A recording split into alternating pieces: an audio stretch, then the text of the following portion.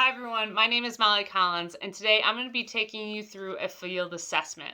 That field assessment is going to be the YMCA 3-minute step test. This 3-minute step test is set to a 96 beat per minute scale. So what's that going to be is going to be up, up, down, down. But before we get into the actual ins and outs of this test, let's talk about why. Okay, so this test is a submaximal scale test, taking something that you do in your everyday life for the most part, as climbing stairs, and applying it into your functional fitness to be able to then evaluate your process throughout your program. Okay, so we're looking to evaluate your aerobic capacity to determine your VO2 max. That is the goal of this test right here. Now, there's other ways that we can do that as well. So say you have a client who has balance issues, right? So stepping up onto a 12-inch box as you would in the YMCA 3-minute step test, not going to be ideal, right? So we can have them do what's like a Rockwell walk test, which is a 1-mile walk test, okay? Or if you have an elite athlete who is pretty good cardiovascularly and they want to be pushed and they have a fitness level that can be pushed like that, put them in through a 1.5-mile run, okay? Timed 1.5-mile run, and then checking that heart rate at the end to determine that VO2 max. Now, obviously, there are some validity issues like that when we do tests that are field assessments rather than when we do ones that are lab or direct measurement. But this is something, especially in our time of need right now, as so many of us are still either on lockdowns or restricted. Everyone's working from home for the most part, or maybe their gyms aren't open, and so many strength coaches are working from home via the computer, just like this. So a lot of people will have a 12-inch box or a step or something like that that they can step up onto, and they usually will have internet access so that they can get a timer as well as that 96 beat per minute metronome. All right. Well, other things that we also want to look into are having some sort of way to track your heart rate. I'm going to be doing it today just using my hands. Either I'm going to choose to do it on my neck. I have a pretty good heart rate where I can feel it through my neck. Some people may use their wrists. I mean, if you're really tough, I guess we could quick take off our shoe and we could do our foot pulse as well. But I think most people will be able to get it right on their neck. You can also compare it to your heart rate monitor. Maybe you have a chest one, or you have a Fitbit, Apple Watch, or Garmin, or something like that. You can also use it that way as well. Okay. I guess the other reason I wanted to talk about why I chose this particular YMCA 3-minute step test is because of my climate. So I'm a northern Michigan girl, and it is cold and it is icy. So doing something like a 1.5-mile run or a walk outside it's going to skew the results a little bit, and it's just not the safest thing for me to do right now. And to be 100% honest, I may have lived in northern Michigan for 29 years, but I do not like the cold. All right. So ideally, I would rather like to stay in a closed, environmental controlled environment, which is right here in my home, not weather permitting or anything like that. I can use a step, very minimal equipment needed, and I can get a real good result. Again, though, validity and reliability can be a little bit skewed just due to the fact that we're not doing lab or direct measurement.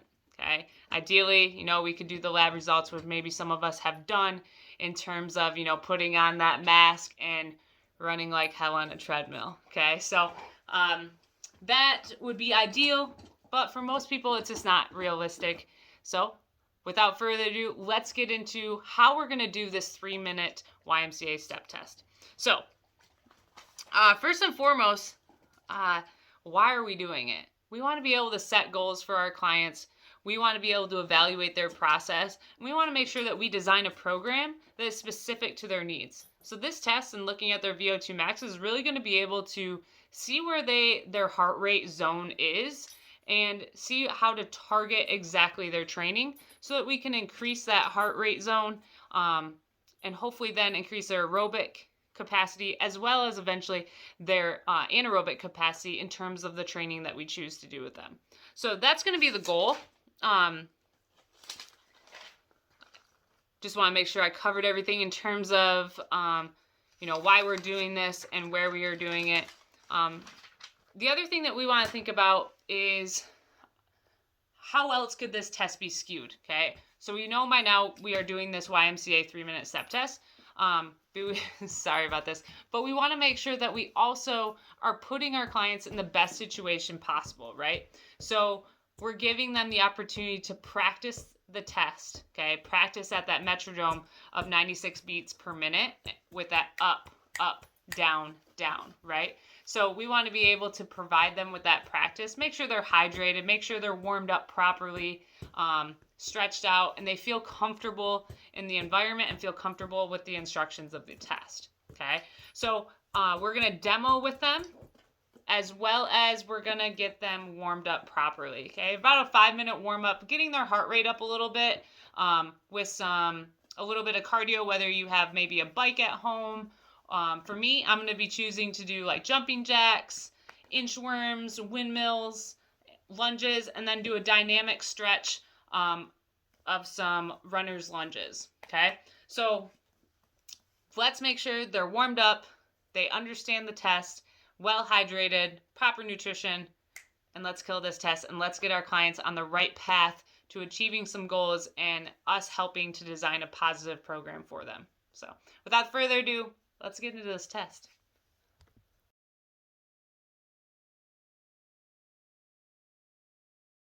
All right, so next is actually now let's demo the movement and then let our clients practice. Get a feel for that up, up, down, down, up, down, down type of movement. Counting it out in our head, and then let's play the metronome, maybe the app that we're going to be using for the actual test itself. Okay, again, it's going to be up, up, down, down, up, down, down, up, down, down.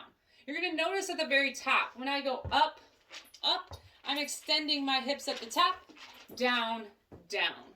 Okay? A lot of people are going to want to do this. Okay? Too quick, go with the metronome, that 96 beats per minute. Okay? Next, after that, once we complete our actual test, we're going to be sitting down, relaxing, taking that 1-minute recovery and testing our heart rate. And then we'll get into our cool down. So let's get into demoing this movement.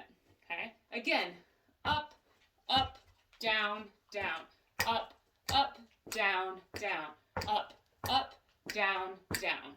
Okay? Client's turn, and then let's get testing. All right, I just ended.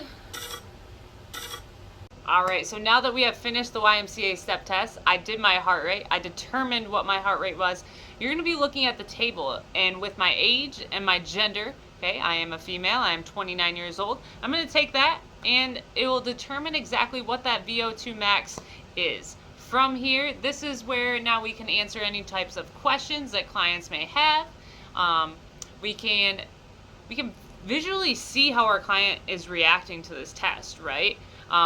Are they just completely winded, or are they doing pretty good? For myself, I ended up being in the above average category, okay, but there's still improvement, and I want to get to that excellent mark, okay? So I'm going to be altering my training to be able to get to that excellent VO2 max, hopefully here within the next few months. That is going to be my goal, so I am actually very happy that I did this test so I could see kind of where I'm at, especially after being sick. This was a perfect indicator for me.